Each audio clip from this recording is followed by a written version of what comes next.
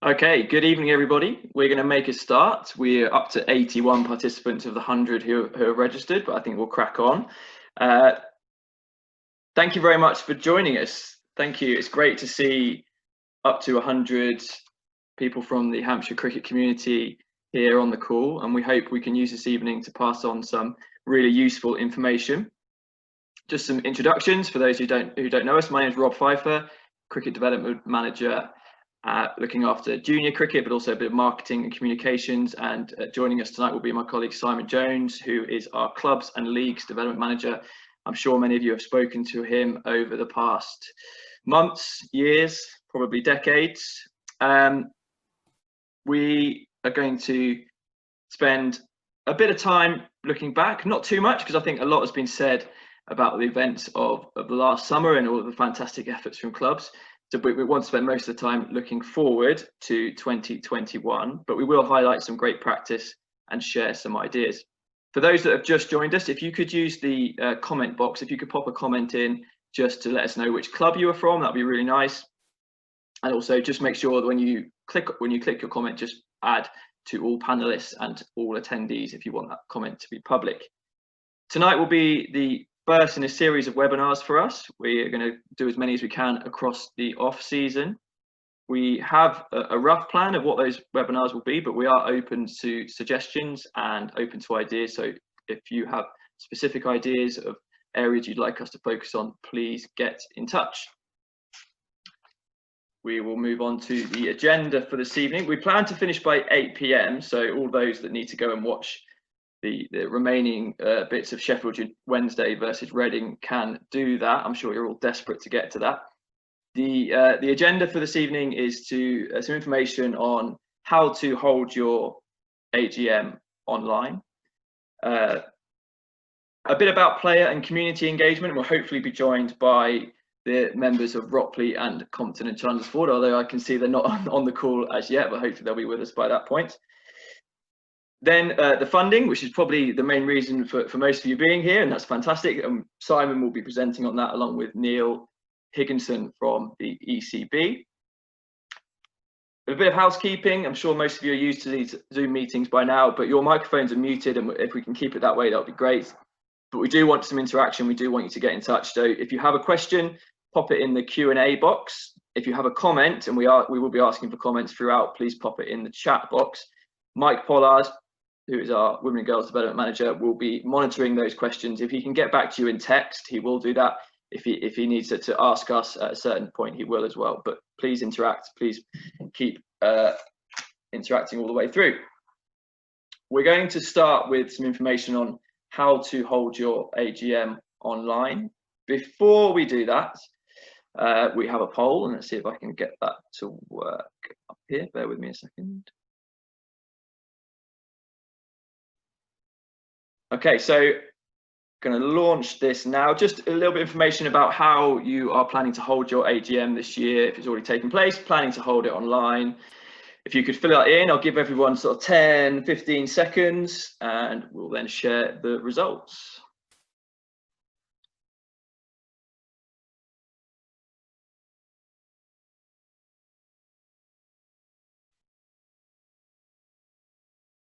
Okay, just a few to go, so I'll wait for those last people to put their votes in.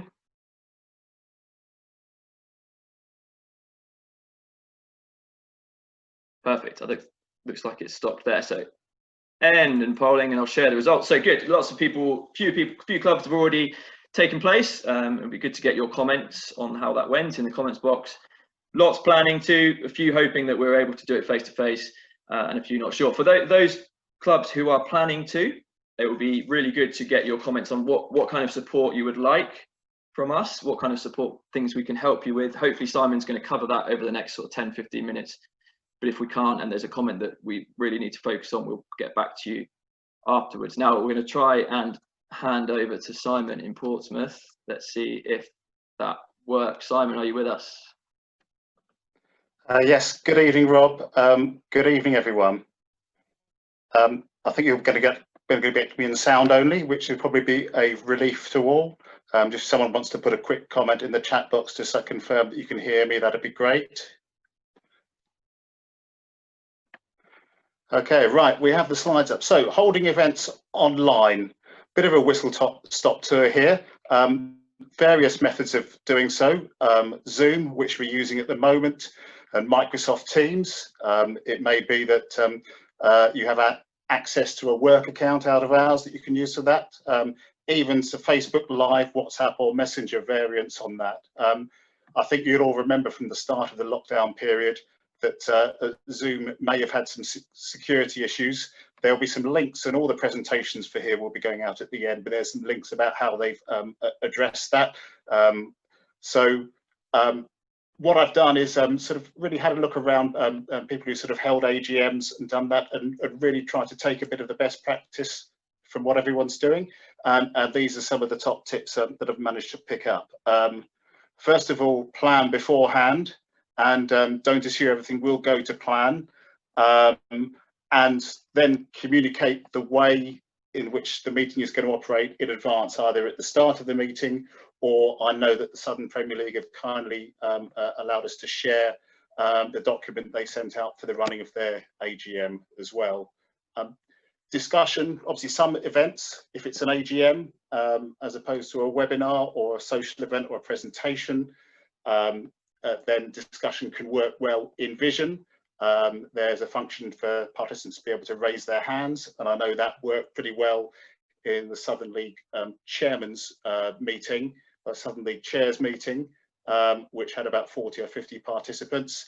Perhaps for larger events of this scale, putting things into the chat and having them answered in writing or possibly verbally by panelists, or picked up after the event is a way to kind of deal with the sort of interactive element that we can't really address in a room. And it's also important really to have someone looking and moderating the questions behind the scenes. Probably good practice to set up a little WhatsApp group in order to communicate what's shown, what to respond to, and who makes the response. If I could have the next slide, please. Now, if it's an AGM, voting is crucial.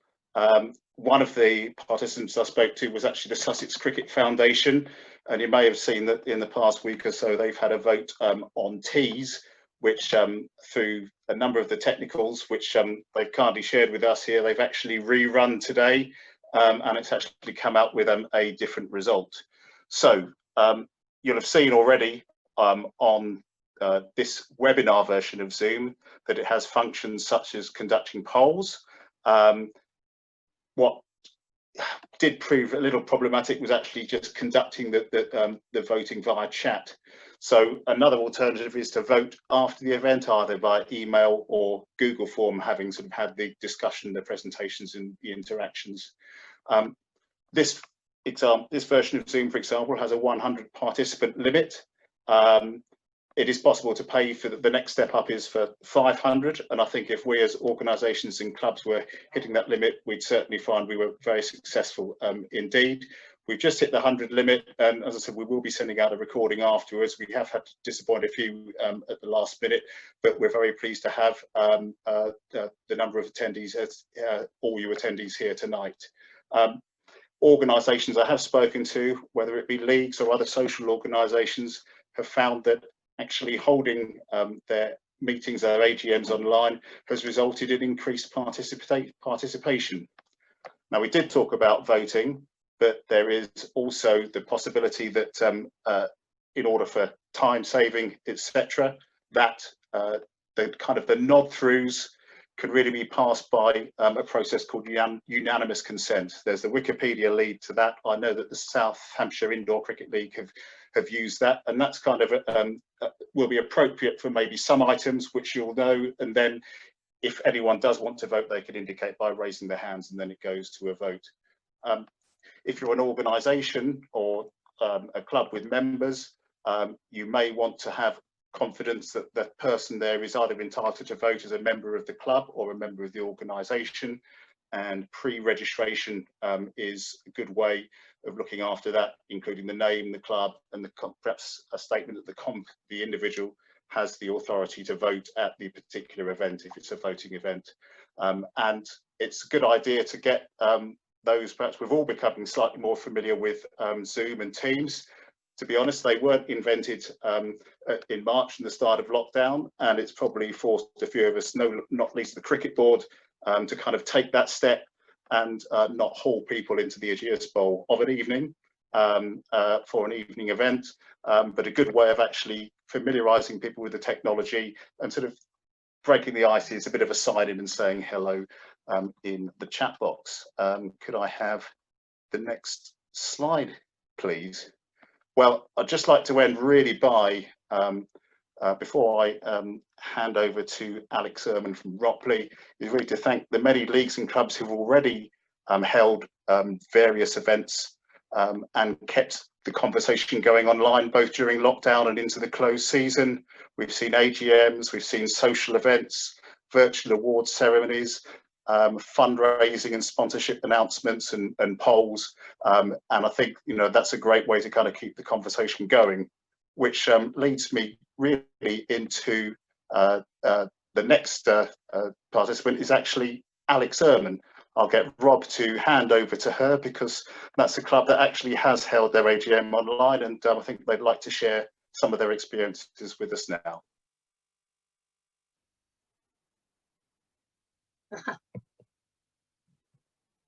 Sorry, I just needed to unmute myself. Alex, hi, can you hear us? Yeah, absolutely. Great, I was gonna go visual, but now I'm slightly freaked that I don't want to put people off. Oh, you do whatever you feel comfortable. It feels weird. Oh no, it's been stopped by the host. That's fine. Don't worry about that at all. Okay. Right. Unfortunately, they have to put up seeing me instead. Thank you for joining us. You have held your AGM online, and I can see there from your Facebook event that you created for it. How was it for you? It was great, actually. I was mildly nervous only because obviously, as with all clubs, I suspect we've got a mixture of technically able and not so able. And also just in terms of kind of crowd control, in terms of making sure that everybody felt that they could easily have a say, etc. I was just mildly nervous that it was all going to go smoothly. What we decided to do was we used Zoom for a start. I'm comfortable with Zoom. I prefer Zoom to Teams. But obviously, everybody needs to go with whatever they think works for them. I really we don't pay for Zoom, and I love the fact that we were in theory limited to 45 minutes. I thought that was, I genuinely, obviously for lots of different reasons, but I actually thought it was quite, it's quite a good way of concentrating everybody's minds and getting on and achieving. So we used that format and basically just tried to replicate a live event, a live AGM. So our treasurer was talking as well. I obviously gave a speech, our treasurer gave a speech. And so we, the day before, went through the whole format, made sure that she was comfortable with sharing screens, etc., etc. And then it was just very simple. We got a good turnout for our club, I would say, on Zoom. I didn't know how many people would turn out. We got about 25 plus. We had sent out the agenda. We also screen shared the agenda so everybody knew how it was going to work. We had AOBs at the end. People had emailed us with AOBs so that we could also introduce that. It went very smoothly. The treasurer was able to put up all our financials and talk through that.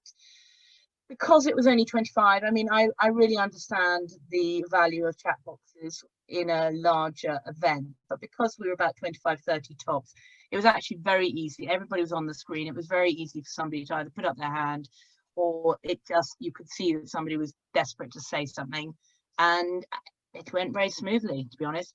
There was a moment towards the end where Zoom tells you that you're very lucky and you've been upgraded to unlimited minutes, and I did say that ain't happening, guys. Yeah. So no, it was good. It was really good.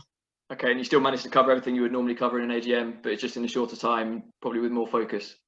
Exactly. And the other thing that we also discussed and made clear was that in terms of voting, so the kind of the things that can take a bit of time, like nominating, proposing, seconding officers, new officers, existing officers, etc. I had said before, we really need to kind of crack on with this, guys. So be organised, and that really went by in a jiffy. I mean, that was very straightforward. I suppose if you were in a situation where there were lots of candidates, but in pretty much every instance we knew who we'd like to step up to or who were going to step up anyway. Okay, fantastic. Stay with us, Alex, because you're going to talk about some club engagement in a second. Thank you for joining us on the AGM. Mike, can you hear me? Is there any questions for Simon or Alex on the AGMs? Yeah. Just a one from David Young sort of asked, are that supporting clubs by investing in as those in Hampshire? Okay, yeah, Mike, your sound was a bit iffy. Might not just been for me, but everyone else. But I think it's saying are we looking to invest in a Zoom license that covers all clubs in Hampshire? That is something we've spoken about, and I think we'll try and do that if we can, David. I think the reason we took out our license now was with the idea that we could share it. We just need to look at logistically how that's going to happen. Simon, is that right? Yeah, thanks, Rob. Yes, and thanks for the question, David. Yes, that is certainly a case. There might be some logistics about access and maintenance of booking the system. And of course, there is an argument to say that I've spoken to clubs who made the decision to actually take the license out themselves and use it, which might be a bit more sustainable in the long term. But this is, the start, a bit of a one-off situation, and we'll certainly look and see if it is technically and logistically possible. We'll certainly do our best to make it happen. Okay, thank you. We're going to move on to the next section, player and community engagement. The reason we're highlighting this is just we want to share some great practice from clubs over the summer and over the lockdown period. At a time when we became more isolated, and lots of clubs stepped up and actually raised their interaction and are reaping the rewards from that. Alex can hopefully still hear us. Just if you could just, I could have listed numerous things here that Ropley have done over the last few months, but I've highlighted a few of them. Corona cricket, could you just tell us about what Corona cricket is very briefly? We introduced it in the first lockdown and we brought it back in this lockdown, and it is a combination of whoever wants to be involved, and we probably had each time about 30 plus people involved, quite often family units, but not always. We created a series of cricket challenges that people had to do throughout the week, and then people were put into teams. People put their hands up as to who wanted to play. People were put into teams. They had a team captain, and the team captain had to collate all the scores for the physical challenges they were given each week, and they were also given a mental challenge. It might be a Sudoku, it might be whatever. Make as many words as possible out of cricket, or something like that. A little bit more complex than that, but and it ended at the end of the week with a Zoom online quiz. And it was just a great way. You had little pockets of teams interacting with each other, people who didn't necessarily know each other very well, and a good spread of age group and mix of people. And B, at the end of it, and it also, the physical challenges garnered some fun videos, which we then could use for social media with everybody's permission, and that was entertaining. And then the quiz at the end, everybody got to see each other, everybody got to interact as teams, individuals, and it was just fun. Fantastic. And the TLC, the Tape Ball League Cricket, which I think started at the end of the season? That is, we're just about to have our first, it's coming back this Sunday, and that's been absolutely brilliant. And I have to thank our wonderful Andrew Morris for kind of bringing that to the table.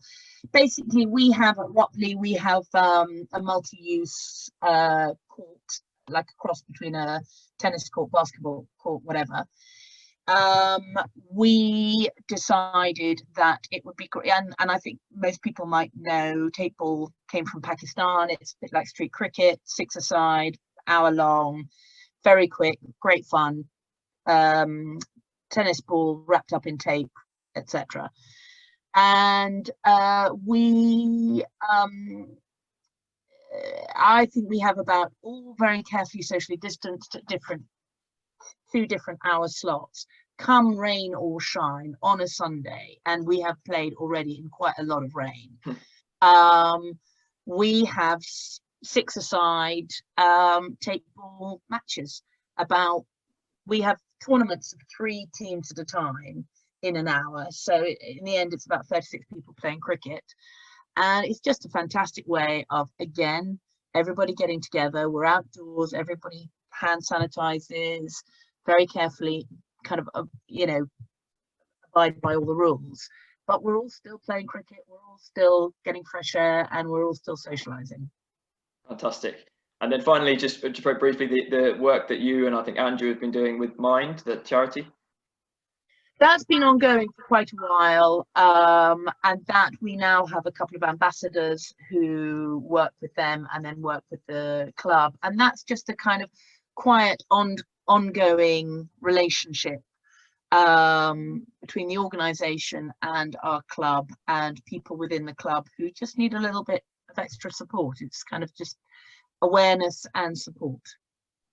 Brilliant. And just so you gave me one line this morning on why the club does this. Is there anything to add to that? Is why you want to give ownership of the club to the community? Ownership of the club to the community, but I mean, it's kind of a no-brainer for any club that wants to grow and thrive. It's, as we all know, the sport factor is incredibly important, but actually the social factor is also very important.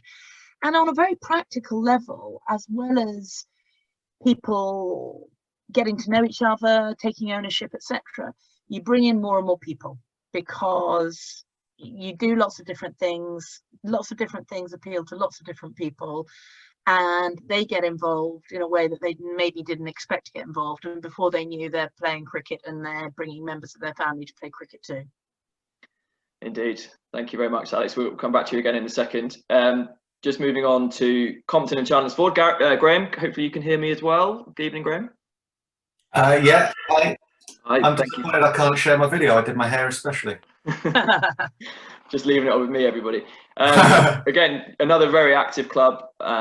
So again, just highlighting 3 things that you've done. If you could just briefly tell us about each one. The charity walk to start with.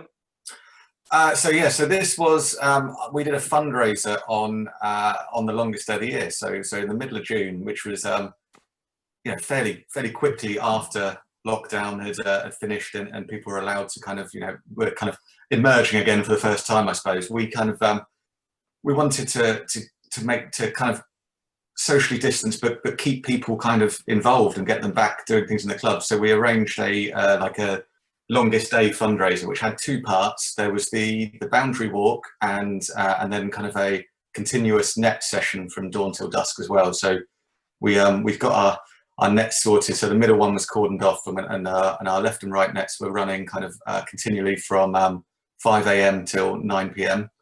With kind of groups of, maximum of 4 in them at a time. And then the charity walk, we kind of worked roughly out the distance around the boundary, and then asked people to sign up in groups, maximum of 6, but there could be 2 teams at a time, so kind of like opposite ends of the boundary, and just counting how many times they walked the boundary in an hour. They got given an hour-long slot, and then if there were 5 of them, you would obviously multiply that number of laps by 5 to give you kind of the group cumulative thing. And the plan originally was to see if we could walk to Lords and back, which was you can just see on that photo 554 laps. We had no idea after everything that had gone on with lockdown how this would go, what kind of uptake we'd get, whether anyone would care.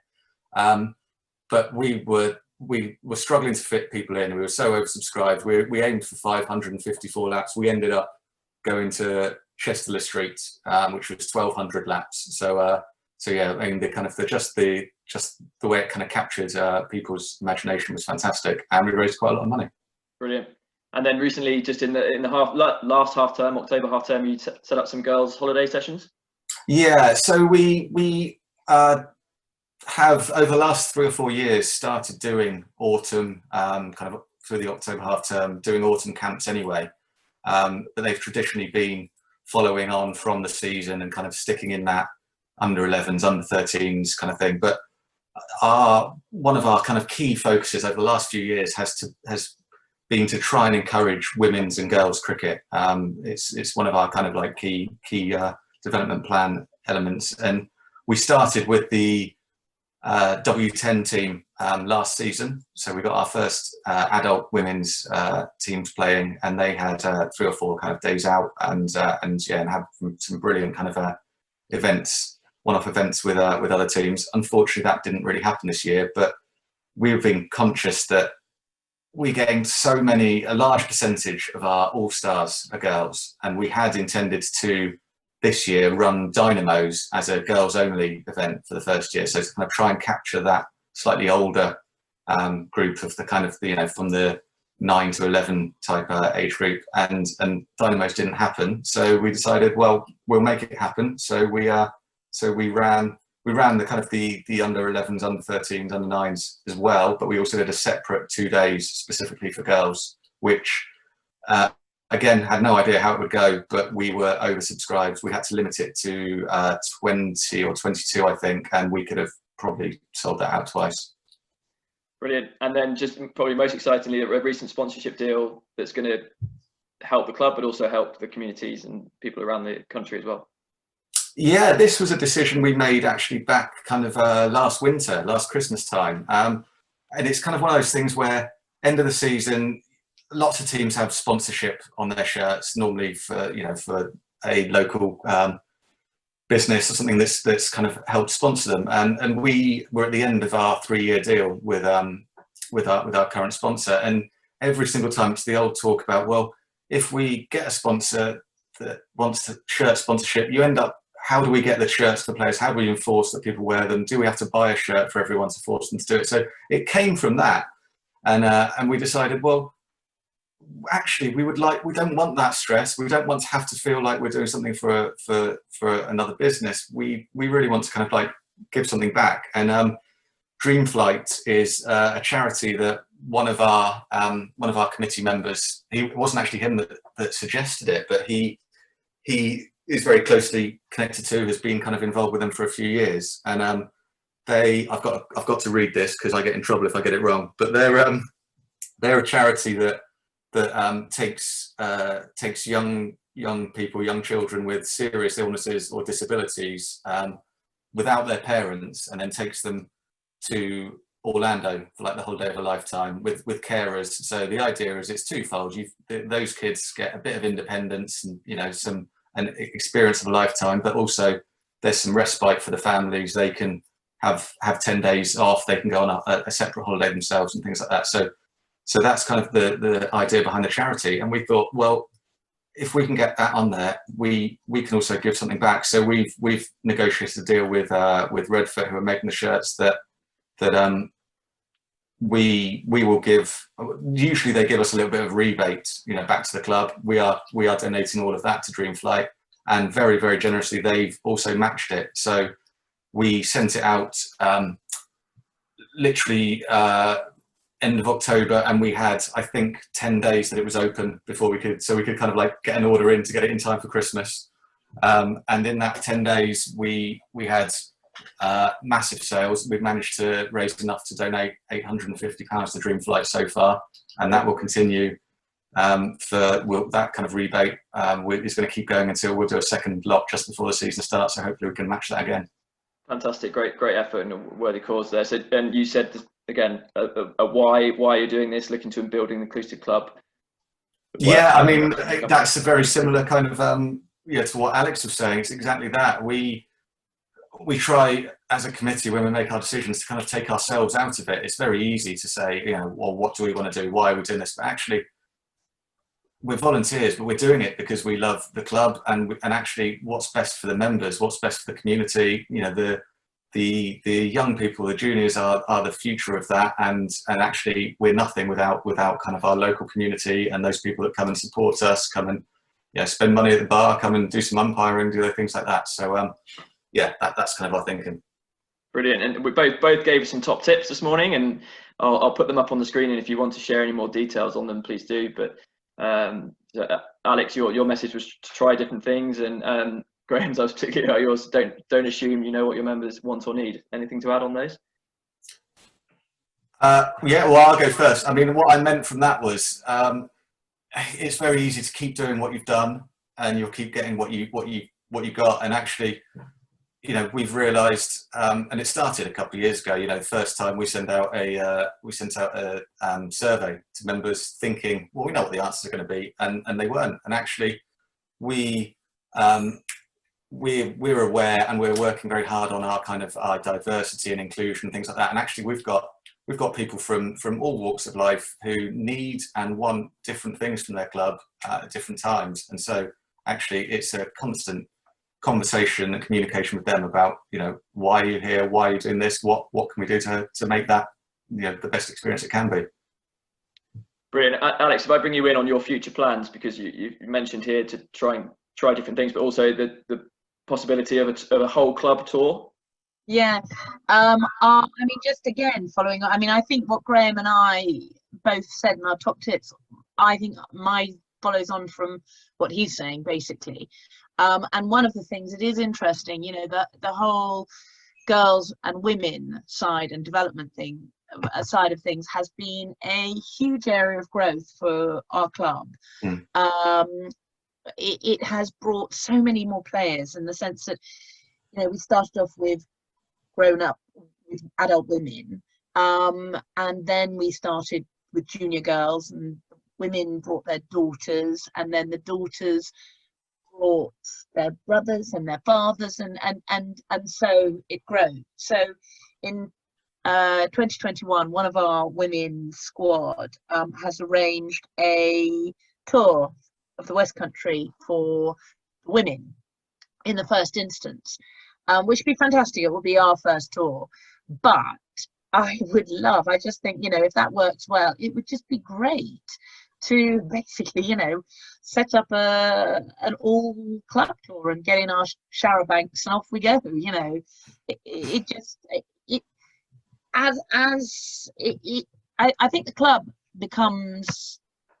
people become more engaged, the club becomes more interactive, and the players become the members become more interactive with each other, and actually it becomes a much more natural development, that you actually start kind of being able to plan things together on a bigger scale.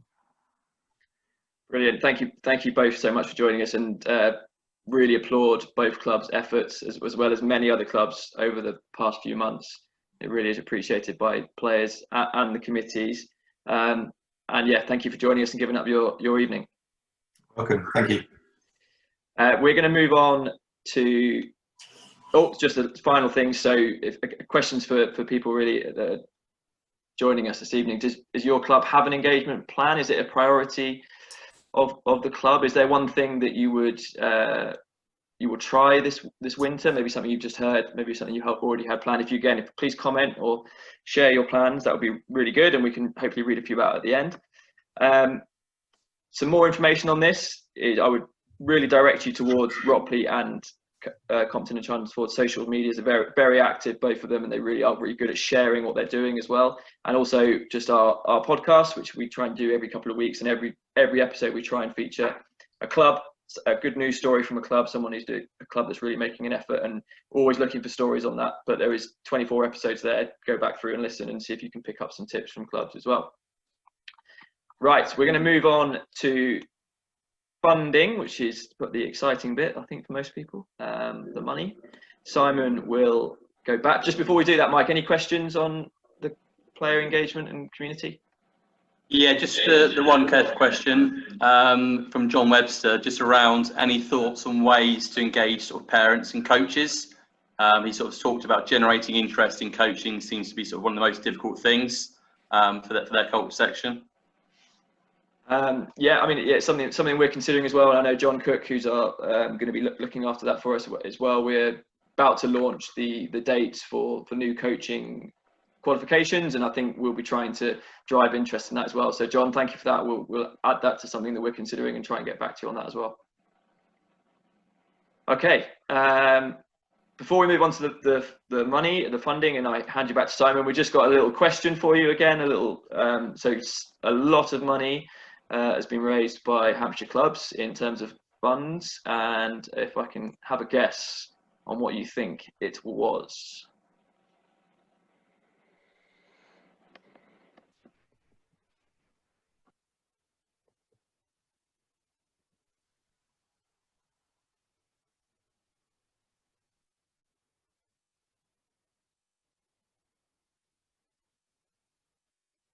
Okay, few more votes to go, and I'll let Simon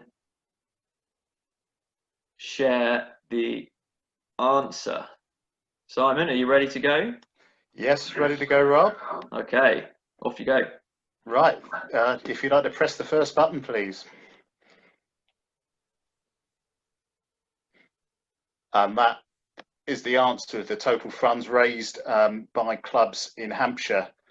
While you take that figure in, I will say that ECB have told us directly that the more independent in terms of its fundraising cricket can show itself, the better the light it will be with government. And I think this shows really the strength of the cricket community, certainly in Hampshire, and it's been replicated across the country. I think sport is something that is going to need some assistance from central government in the months and probably years to come. So those sports that have put themselves in a good light in their direct dealings with government will fare as well, if not better than anyone.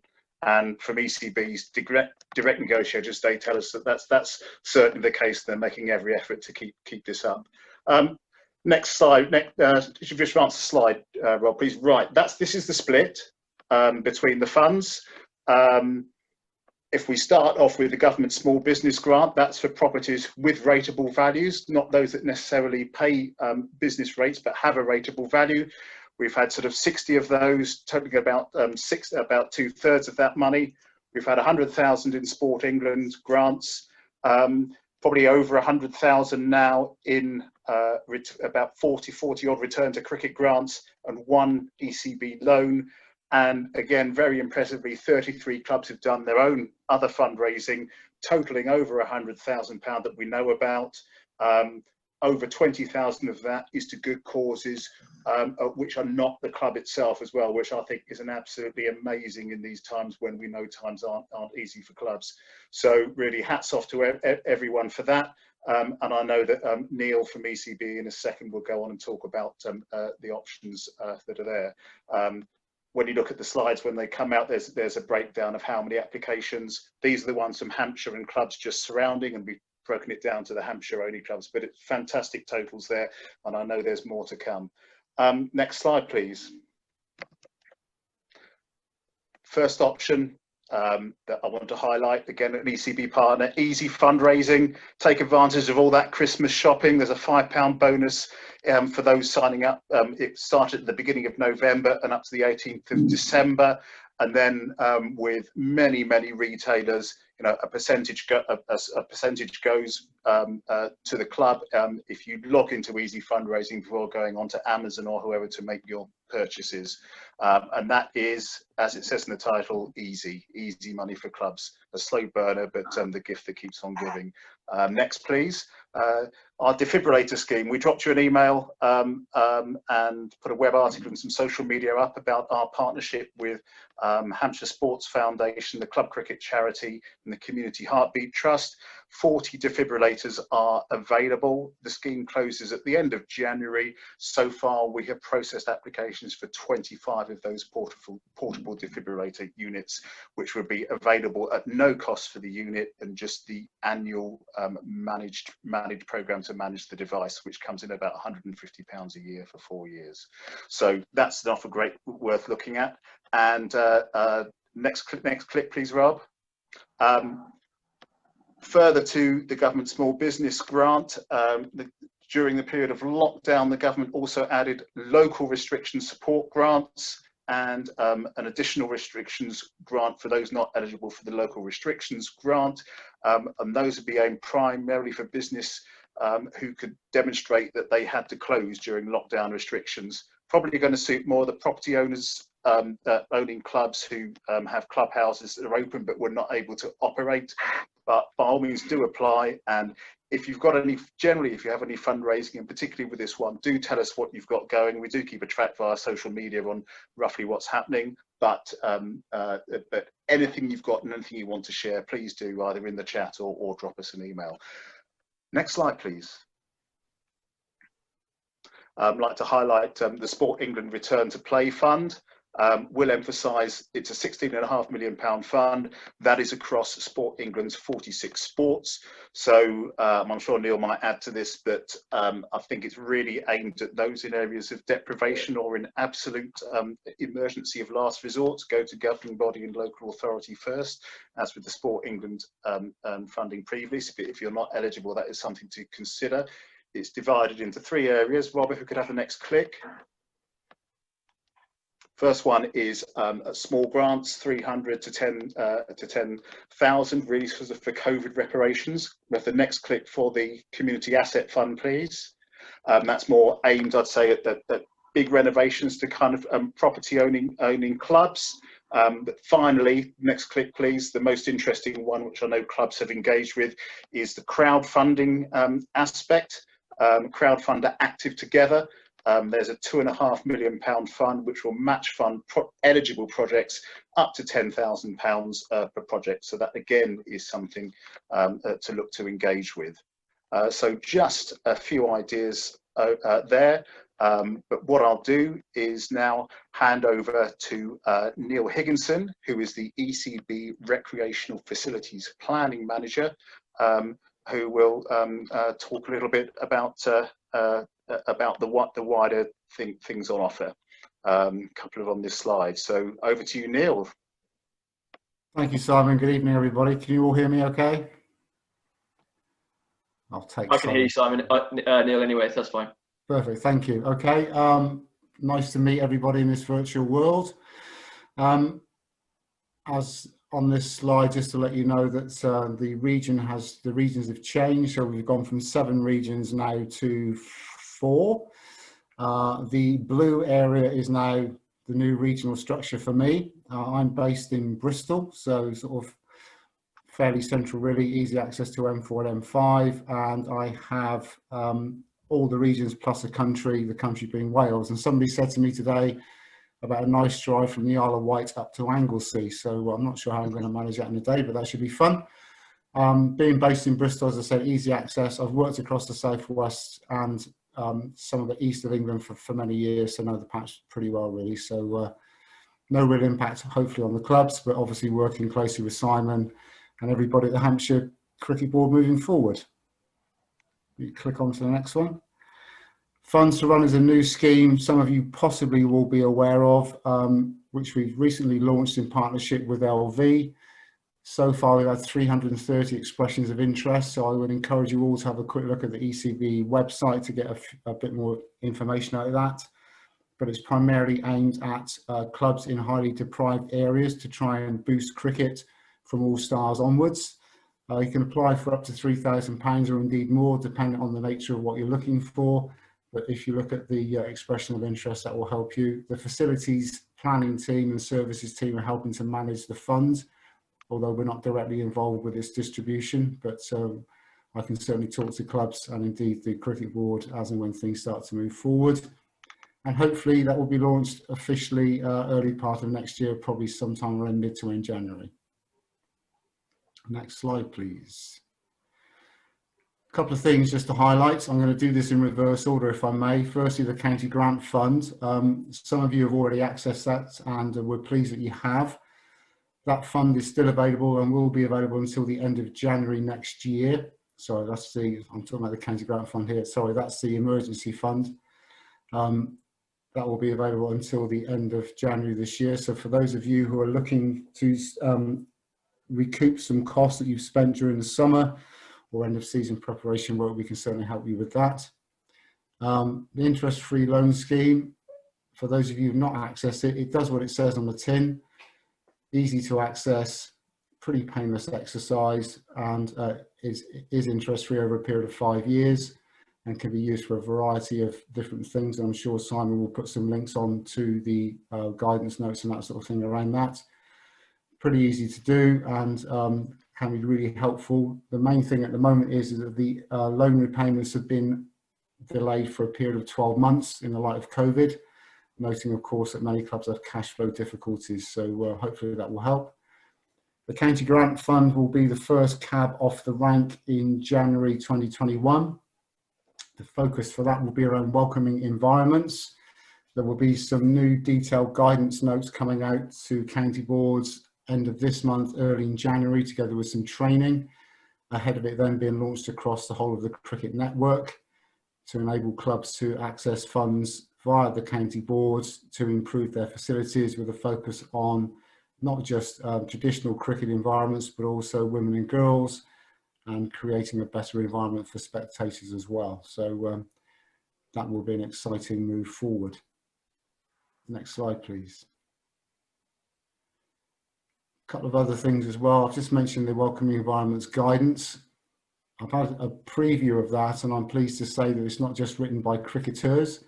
We've had detailed architects involved as well, and lots of parents, and the players' survey from 2019. So it's a very comprehensive document that's taken quite a bit of time to pull together. But obviously more on that will follow in due course. The investment management system, for those of you who have accessed ECB funding facilities in the past may have been aware of the single investment system. Well, that's all going to disappear. We're going to be doing some training for county board staff early in the new year around the new investment management system, which will make things a lot more streamlined for clubs, for county boards, and indeed for me as well.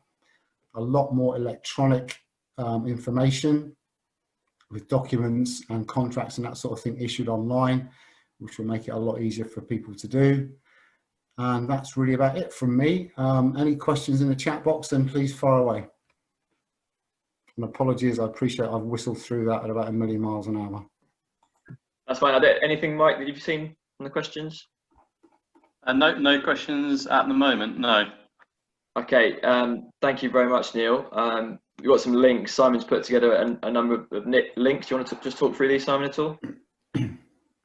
Yes, sure. Thanks, Rob. So all the links relating to the presentations are going to be there in the order in which they occurred in the presentation, so you can follow it through. So those are the funding links. If we could have the next screen. Those are the links to Neil's presentation. So initial contact to Neil's expertise will be via me. Details, the first link of the whole process on the Ageas Bowl website, and then details about ECB guidance at the moment, the funds for runs, and the support programs. If we could have the next page, please.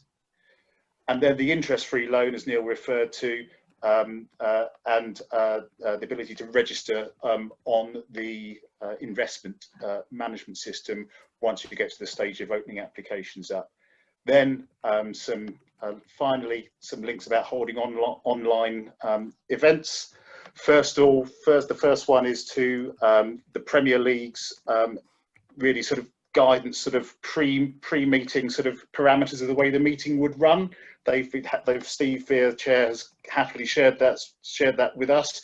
So if you're looking to set up a big and complicated meeting, or even a simple one that you want to run well, there's some ideas you can pull out of that. We talked about the idea of things that not going to the vote, unanimous consent, good old Wikipedia there. And there was finally a link about the Zoom's security protocols. And I think that's it for the links, Rob. Perfect, thank you. There's one question from Ben that's just come in around the County Grant 2021. Will it be awarded for things such as covers and scoreboards, or is it just for building work? Return to Cricket grants is really aimed at costs that a club has had to incur to continue to play. So the guidance notes are all online, and the county board will have them. In terms of covers and that sort of thing, really down to the county board to support that. So I guess best to have a conversation with the county board first. I see there's another question here around return to cricket grant scheme close at the end of November. No, it hasn't. It will close at the end of January 2021. I think if I could, Simon here, if I can just jump in here, I think, Neil, Ben's question was about covers relating to the county grant scheme. County grant scheme at the moment is about welcoming environments, so short answer is probably not. Okay, thank you. Simon, you might be able to answer this one. Gareth has asked if there are any templates for AGM and agenda committee meetings, or if we don't have them, maybe another club does, if they could pop it in the chat or box for Gareth. Thanks, Rob. Clubmark has got a lot of documents. I don't think those are amongst them, but sort of meeting and minute templates are available. I think at the very least via Microsoft Word templates and good old-fashioned Google search and YouTube. However, one thing we could probably do is maybe have a chat offline with Gareth and share stuff about Constitution, because everything will really kind of sort of lead out of that, and sort of there's a ECB template model constitution for community amateur sports clubs, and then that kind of steps your processes down the way. So yes, Gareth, happy to pick that up with you outside of this and see where we can help. Perfect. And one more from Stuart: would the county grant scheme include refurbishment of clubhouse bars? Yes, it will. Perfect. The most important part of every club, obviously. Then. Thanks, Neil. And David has asked if the Southants, I think it's Indoor Cricket League, purchased a Zoom license. Could that be something they could submit a claim to return to cricket, etc.? Yes, possibly, because it's to do with communications. So yeah, certainly have a look at it. Good. And then Simon, this is probably for you. Play cricket. I think I've seen it, and I think Philip's asked it on behalf of the HCL. But we are planning to do something around play cricket, aren't we? And advice for clubs. Yes, that's right. Play Cricket have let us know kind of what is available. Obviously, the Hampshire League are on board, which is absolutely fantastic, and are going to be delivering some training. Ourselves, we're going to be using it more possibly to collect your affiliation data to make sure that perhaps the information goes in one place and then is distributed amongst organisations. So you, the clubs, only have to input that information once going forward.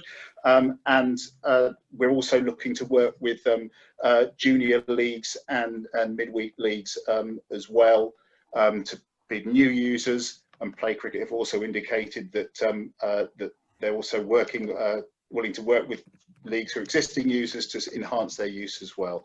So yes, Play Cricket I think will be big and getting bigger over the next 4 years. So watch this space.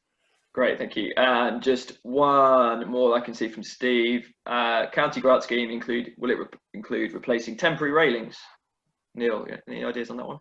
Yes, it can do. Again, that's all part of a welcoming environment. So it's about that first impression. Right. So, yeah, if it's going to improve that first impression of people coming to the club and the ground, then yes, it's something that can be looked at. Excellent. And thank Ian suggested a couple of things. So play cricket and e-scoring. And Mike, final question from Mike: what support might be for council-owned facilities? Anything on that one? Is that for me? I guess so. You're Simon. Yeah. So this is from Mike, who's working with the Winchester City Council, but looking for repairing nets at a recreation ground. Yeah, that's something that can be considered. Depends on usage and site tenure. We do support some local authorities as well, but like I said, each case is on its own merits, really. But certainly something that I've done in the past. Okay, great. Thank you. There might be a few other questions that we've missed. Apologies if we have, but we'll look back through this afterwards, and if we can get back to you, we can. I noticed, John, your question about coaches. I see John Cook is planning to get back to you on that. He tried to answer it, but maybe didn't work with the technology. Thank you all for joining us. I hope that's been useful. I hope you've got some information from it. There will be a recording of this that will, fingers crossed, go out tomorrow. That's another step for our technological brains to try and get this onto YouTube tomorrow. But the slides, the slide deck will definitely be sent out to all that attended, and probably wider, because we had some people who couldn't make it onto the 100. We have another webinar coming up next week. This is just for clubs who are looking to start new girls section, so it's probably just going to be by invitation only. But if you do want more information on that and you'd like to be involved, please contact Mike Pollard or Emma Cowdrell. Information there at the bottom. That's it. So thank you all for joining us. We can go back and see how Reading are getting on, Mike. I'm sure they're doing really well. Done, love. And see you all soon. Thank you for joining us. Thanks. Good night. Night all.